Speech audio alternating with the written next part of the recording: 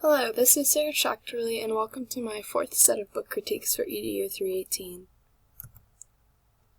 All of these books from the set of book critiques come from the NCT Award for Excellence in Poetry for Children 2017.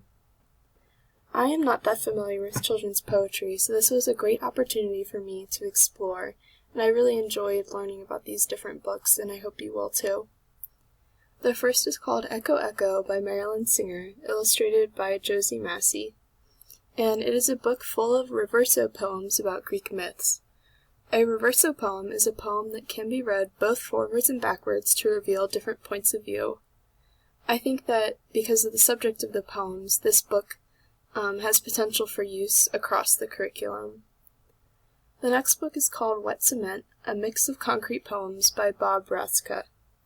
Concrete poems are poems that are constructed into the shape of the subject using the words. And I think this author gets really creative and artistic, and the concrete poems are almost like mind puzzles or wordplay, and students will be really engaged in this book and trying to figure out each poem.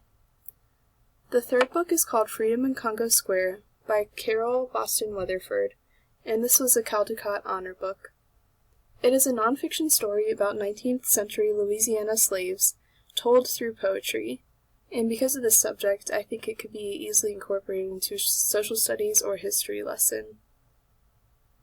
The fourth book is called Are You an Echo? The Lost Poetry of Mizuzo Kaneko. She was a Japanese poet whose life ended tragically in the early 1900s, but her poetry was rediscovered in 2011 following a tsunami that devastated Japan. This book tells her story and contains some of her poems, both in English and Japanese. For this reason, I think it could be great for using with ELLs or multicultural students. And I think it could be great for starting a discussion on how poetry and art can help people through difficult times and unite them in crisis. I think this could really increase students' empathy for those going through natural disasters or different cultures.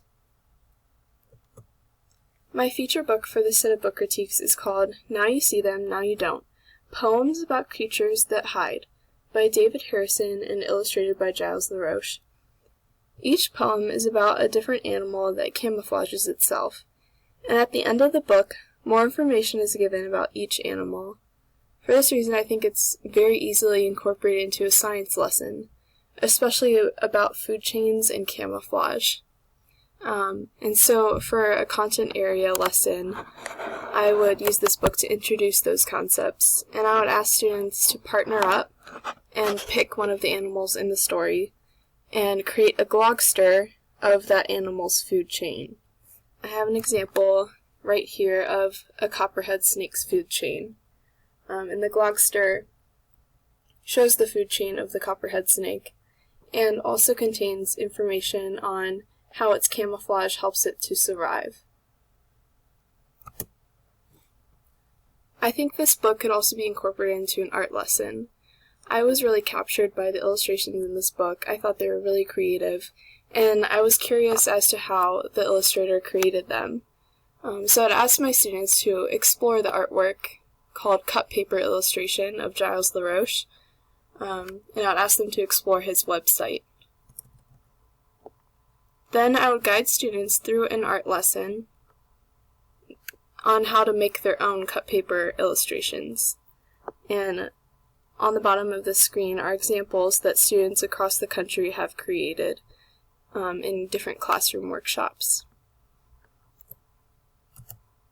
Thank you for watching my fourth set of book critiques. I hope you learned more about children's poetry, and I'll see you next week.